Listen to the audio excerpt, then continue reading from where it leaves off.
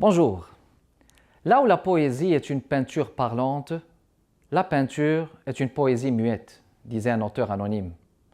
Dans un premier temps, on pourrait définir une œuvre d'art comme étant une projection vers de la création, vue à travers une vision du monde, un tempérament, et qui dit la poésie par le signe et la couleur aussi, une œuvre qui fait tout simplement rêver. Une œuvre d'art à un auteur, elle a quelque chose d'essentiellement authentique et anonyme quand elle est parfaite. Bref, comme a dit Eugène Ionesco, l'œuvre d'art n'est pas le reflet ou l'image du monde, mais elle est à l'image du monde. Nous avons le plaisir d'accueillir aujourd'hui M. Sergio Gutiérrez, artiste multidisciplinaire originaire du Chili et qui a fait de l'art une mission. En plus de créer des œuvres empreintes de surréalisme, expositions à Montréal, à Toronto, collection privée du Cirque du Soleil, il partage sa passion comme commissaire, artiste engagé au sein de la communauté de Montréal-Nord. Il est fondateur et coordonnateur d'événements artistiques, jury et médiateur culturel. Sergio Gutiérrez est aussi l'idéateur, concepteur d'un grand défilé de vélos allégoriques déployé dans le cadre du 375e anniversaire de Montréal. Bienvenue à l'émission Art et Lettres.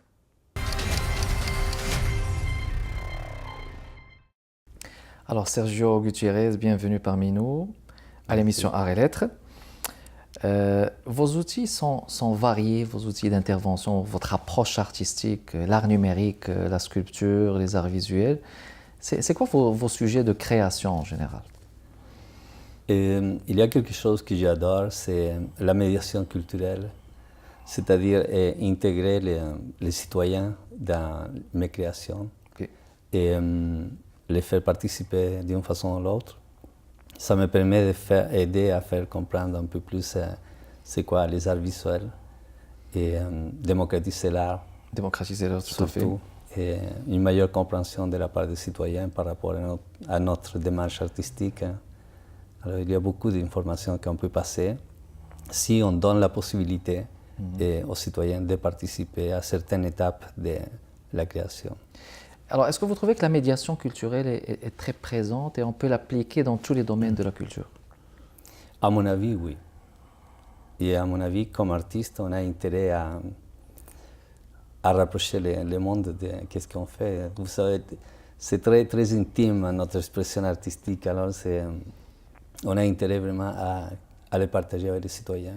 Et puis, est-ce que vous pensez que, normalement, parce que moi je la vois comme dans le rapport entre citoyen et artiste aussi, que l'artiste puisse projeter son art envers le citoyen et le citoyen il interagit. Est-ce que vous pensez qu'en tant que créateur et donc médiateur culturel, la médiation culturelle, on pourrait l'appliquer à d'autres domaines comme le réaménagement, comme l'urbanisme, Est-ce que c'est applicable dans d'autres domaines à part l'art et la culture? J'ai participé à certaines rencontres faites avec des citoyens pour des projets d'architecture, exemple, dans lesquels on demandait aux citoyens qu'est-ce qu'ils voudraient avoir, de quelle façon. Okay. Logiquement, ils ne vont pas faire des plans, etc., mais quand même, ils vont s'exprimer par rapport aux besoins. Alors nous, comme créateurs, des fois, cette vision, on ne l'a pas. Oui. Ça pourrait être intéressant, je pense, à plusieurs matières aux professions, de faire participer les citoyens qui c'est eux qui utilisent carrément les infrastructures créées. Et j'imagine que ce n'est pas juste le rôle aussi des artistes et des médiateurs, il y a aussi le rôle des maisons de culture, tout à fait. Des bibliothèques aussi. Oui, au niveau des promotions culturelles, c'est leur rôle spécifique. Mais je crois vraiment que nous, comme artistes, on devrait s'impliquer personnellement aussi. C'est un peu ma marque de commerce. Oui. C'est un label, vous voulez dire. Oui, c'est ça. Oui. Parfait. Donc, généralement, vous êtes polyvalent. Donc, tout ce qui touche même au graphisme, je veux dire, à l'art numérique et tout.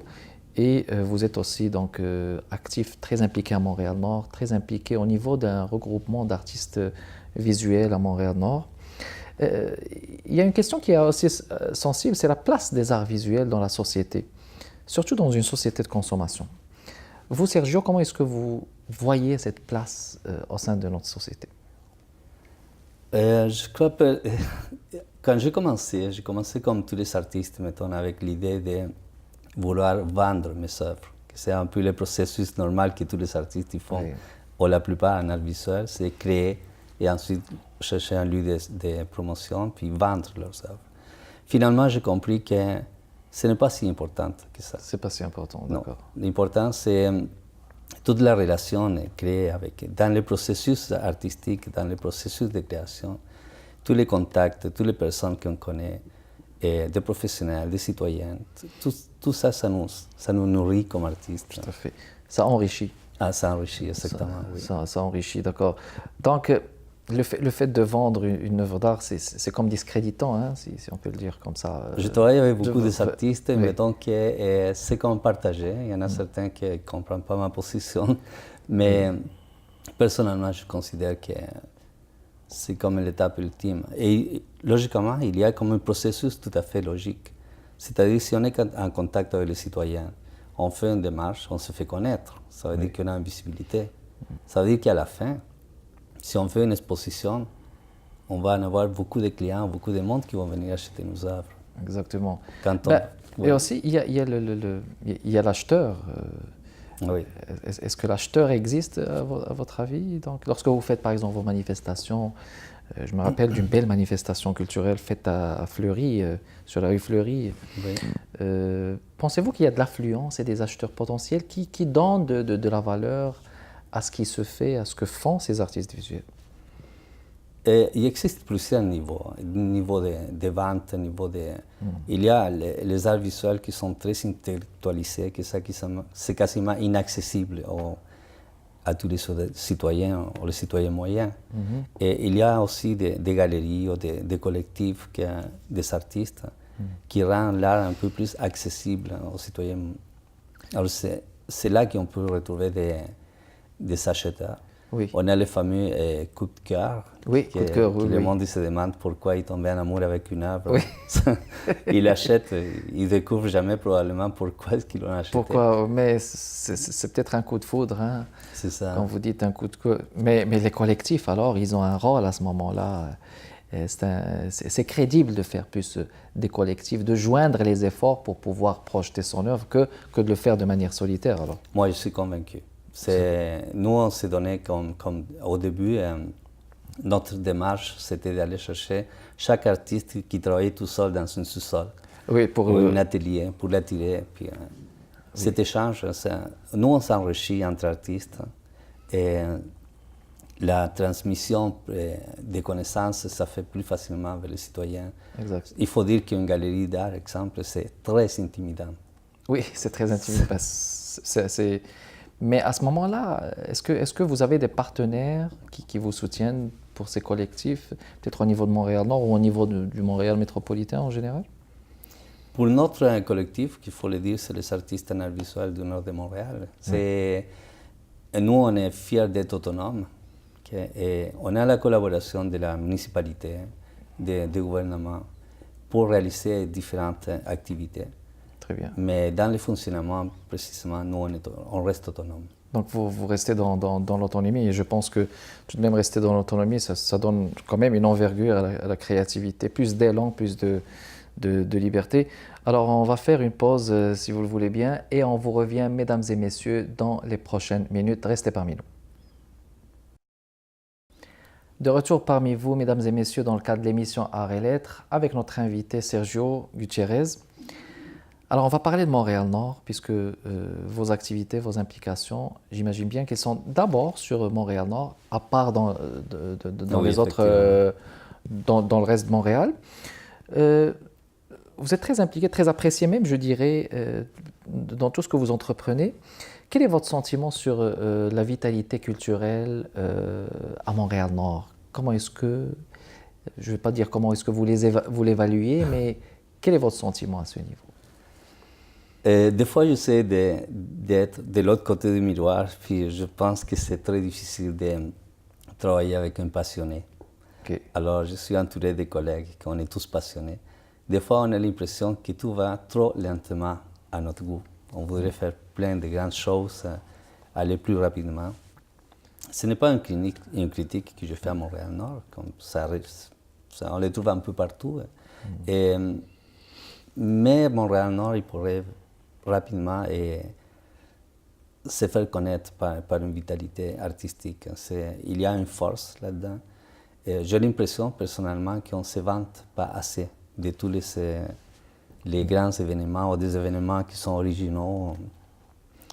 Donc le fait de se vendre plus, hein? Oui, ça, je reste chaque jour convaincu que c'est très important.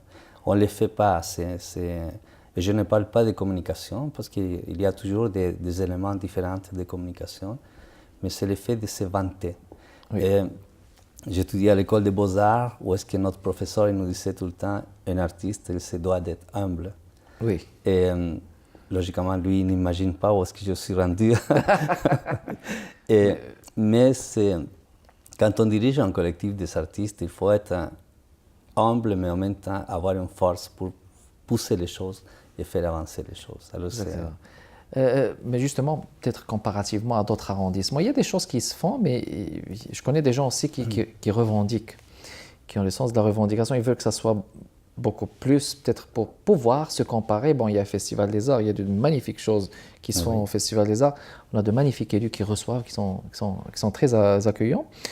Mais je pense que peut-être il manque ce quelque chose que moi je nommerais peut-être une vitalité nécessaire, peut-être à cause des préjugés qu'on a sur Montréal-Nord aussi.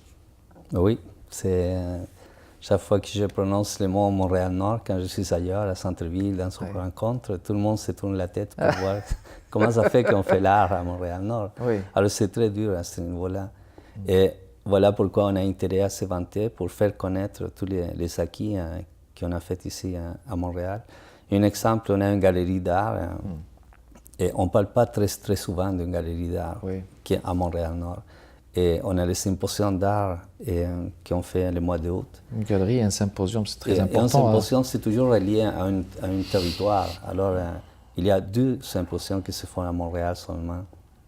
Mais dans l'une à Montréal-Nord. C'est ça, dans une à Montréal-Nord. Alors, c'est très important à mentionner. Ça serait vraiment bien de le mentionner, mais à un autre niveau, à un niveau de vraiment de faire connaître les activités. Et je ne sais pas comment dire, peut-être marketing, vente. Peut-être marketing, exactement.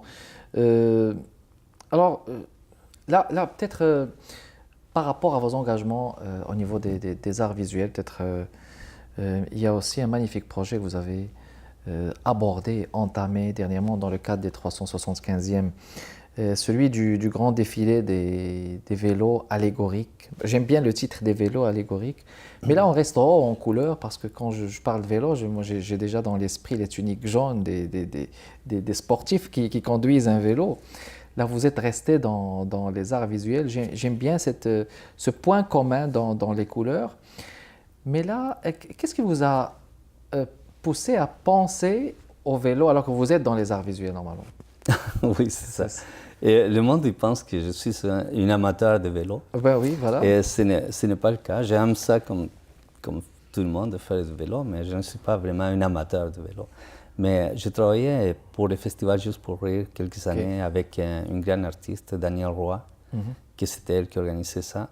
Et j'ai remarqué qu'il n'y avait pas de vélos qu'on utilisait dans un défilé. C'était toujours des camions, des voitures allégoriques, ou des gens qui se déguisaient, mais pas de vélos. Et je commençais à faire un prototype et finalement, j'étais convaincu que ça pouvait fonctionner. Et on le présentait au cadre du 375e. Ça a été accepté par la municipalité de Montréal-Nord et par la ville centrale. Et j'ai toujours pensé à faire quelque chose de gros, le plus gros possible, dans le sens de voir grand. Voir grand, c'est très important si on veut changer des choses. Et ça a été un grand défilé justement, ça a attiré beaucoup de monde. Et l'aspect médiation culturelle, il a toujours été très présent là-dedans. Oui. Donc est-ce que vous aviez invité à ce moment-là des noms connus du cyclisme au Québec, ou bien c'était juste un regroupement de citoyens? C'était un regroupement artiste-citoyen. On a fait un lien avec Vélo Québec. D'accord. On a participé à une de leurs activités à Centre-Ville, mais on n'a pas vraiment approfondi dans l'aspect relation avec les milieux cyclistes. Ok. Puis c'était juste une journée, c'était un week-end si j'imagine? Oui, c'était juste une journée. Juste une journée. Oui, ça passait sur le boulevard Gouin. Et ça a vu la participation de combien de personnes à peu près? Il y avait 375 personnes qui En défilaient plus, dans ces donc vélos. 375. Oui. C'est très symbolique, donc avec Oui, c'était exprès fait, oui, un ça, hommage au magnifique 375e. exemple. Mais Oui. on a eu quand même des milliers de participants. Des milliers de participants enfants, qui sont des venus. adultes qui ont participé dans tous les processus. Parce qu'il faut dire que chaque vélo était un travail fait à la main. Donc, en plus. alors c'était artistique, l'aspect artistique était très très présent. Surtout que le vélo est un sport quand même en vogue et très très aimé par beaucoup de gens au Québec. Et des difficultés très très présentes comme l'équilibre, la sécurité pour les citoyens. Oui, puis l'autre qui perd ça. Ouais. Oui, parfait.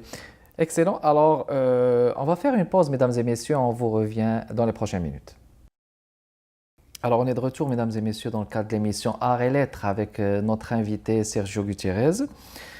Je ne laisserai pas passer cette occasion. J'aimerais vous féliciter d'abord pour la médaille de l'Assemblée nationale du Québec, très récente que vous venez d'avoir en 2017. Toutes mes félicitations. Merci. Qui honore votre parcours, vos engagements en tant qu'artiste. C'est une continuité de vos engagements. Ce n'est pas un aboutissement, on va dire, mais c'est une continuité c'est toujours bien une reconnaissance. C'est toujours bien perçu, une reconnaissance spontanée comme cela, parce que je ne m'attendais même pas. Oui. Et ça donne comme la force à continuer. Absolument, ce n'est pas la fin, ce n'est que le début, quoi. Mais on n'oubliera pas que, Sergio, si vous êtes d'accord avec moi, que ce genre de reconnaissance, ça peut être un modèle pour nos jeunes aussi, hein, de voir qu'il y a un modèle et de se dire que bon, voilà, moi je voudrais être comme lui un peu plus tard. Donc, oui, il y a un artiste à Maryland, dans le coin du parc, que j'admire beaucoup, elle s'appelle Patsy. Elle a dit un mot qui m'a vraiment frappé, elle a dit la bienfaisance révolutionnaire, c'est ça qui m'a fait. Et ça m'a marqué parce que je me suis senti identifié à ça.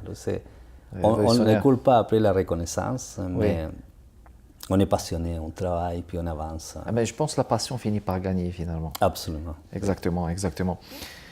La représentativité des peintres néo-québécois au Québec, pensez-vous qu'ils sont très visibles?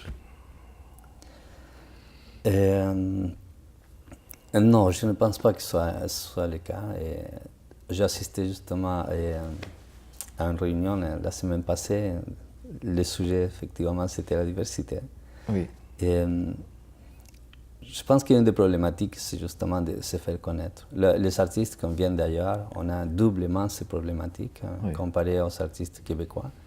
Mais je pense qu'on a intérêt vraiment à s'unir avec un seul discours. Parce que si on se sépare trop, on a moins de chances de se faire comprendre sur l'importance. Il y a une telle diversité au niveau d'expression culturelle. Et des artistes qui viennent un peu partout dans le monde, chaque expression est différente. On a intérêt vraiment à travailler ensemble et sans exclure personne. Moi, je suis convaincu que c'est la recette magique. Quand on parle de diversité, on fait mention beaucoup de la différence. Oui. Et moi, personnellement, je pense qu'on devrait accentuer plus sur les similitudes. Oui. Ça pourrait peut-être je suis convaincu que ça pourrait nous unir et solutionner beaucoup de problèmes. Présentement, on est arrêté dans les différences. Dans les différences, voilà. On les voit comme richesse, oui, effectivement, mais quand même, on accentue chaque fois les différences entre nous. Il y a des organismes tout de même qui mandatent ces artistes généralement, Diversité Artistique Montréal. Il y a d'autres regroupements, mais on a comme l'impression que ça n'aboutit pas à grand-chose. Est-ce que vous pensez que la problématique elle est de consonance plus politique ou bien c'est une volonté qui devrait émerger de chaque artiste, comme quoi il devrait fournir ses propres efforts? Mais je crois que les organismes existants comme DAM ou d'autres organismes, c'est vital pour les artistes qui en arrivent. On ne connaît pas le système, on a besoin vraiment de ça. Ils font un travail extraordinaire là-dedans. Oui. Mais c'est important aussi que nous, comme artistes, on prend des initiatives personnelles. Moi, je dirige un organisme qui est québécois, qui n'est pas latino-américain. Exactement. Je suis d'origine Oui, latino-américaine. mais c'est juste l'accent. Hein, C'est ça. Et une fois, j'ai eu un appel justement d'une émission latino-américaine qui voulait que je passe une entrevue. Oui. Et quand j'ai répondu, mon organisme n'est pas latino-américain, il est québécois. Oui. Et il m'a dit, OK, merci beaucoup, on n'est plus intéressé. À cause de l'accent. Ben, C'est ça. Alors oui. qu'on souffre tous différentes différences, quoi, je sais pas moi. Mais je pense que vous avez raison lorsque vous dites que le fait d'unir les forces peut être un moyen peut-être d'aller de l'avant. Mais à votre avis, comment classer les solutions? Si je vous demande 1, 2, 3, c'est quoi les solutions préconisées pour les artistes peintres? Parce qu'il y en a beaucoup, par exemple, qui sont mandatés par diversité artistique. Que pensez-vous en termes de solutions? Comment est-ce qu'on pourrait les classer 1, 2, 3? Commencer par quoi d'abord? Commencer par... c'est vrai que c'est très utile le travail qu'ils font les organismes, mais il ne faut pas vraiment rester dans un seul organisme. D'accord. On doit connaître le système. On a intérêt vraiment comme artiste à connaître le système. Très bien. Moi, je pense que c'est prioritaire. Oui. Quand on arrive, c'est la langue, la première barrière. Mais quand on veut vraiment travailler comme artiste, on doit vraiment connaître le système. Très bien. Puis en numéro 2? Et faire les efforts nécessaires pour être vraiment... Fournir les efforts. C'est ça. Et être rendu aussi à la catégorie, vous savez, des artistes professionnels. Oui. Ce n'est pas une invention, ça existe. Alors, il faut vraiment faire des efforts pour arriver à... Des efforts personnels. Tout à fait. Parfait. Tout à fait. Et en numéro 3? Et diffuser toute cette information, de partager cette information, parce que je connais beaucoup d'artistes qui ne connaissent pas le système, oui, et qui pensent malheureusement qu'en travaillant très fort, en faisant un tableau, ils vont pouvoir les vendre puis commencer une carrière. C'est un rêve, c'est beaucoup plus complexe que ça. Exact. Puis le partage, c'est nécessaire parce que si on ne partage pas l'information, l'autre qui ne sait pas, comment il va être informé? C'est ça. Et l'autre aspect, dans le fond, c'est vraiment, on fait la politique un peu, il faut vraiment convaincre nos administrateurs qu'il y a des besoins. C'est gagnant oui. Oui, c'est gagnant de participer. Et je crois qu'un artiste doit être vraiment intégré dans la société. Mentalement, il devrait travailler dans la société, s'impliquer. Tout à fait, parce que sinon... si on est plus actif, on se fait connaître, mais on peut changer des choses, ça c'est évident. Exactement. Oui. Parfait, alors un dernier mot, Sergio Gutiérrez, de votre part, un dernier mot que vous voudrez peut-être transmettre au public ou un dernier mot en général. Mais dans le fond, des initiatives comme la vôtre, c'est magnifique, donner la place aux artistes à tout niveau. Et je les invite à continuer. Bonne continuation. Puis, merci beaucoup. Merci d'avoir répondu de manière favorable à notre invitation. C'était tout le temps que nous avions pour cette émission. Merci beaucoup de votre intérêt, mesdames et messieurs, et à la prochaine.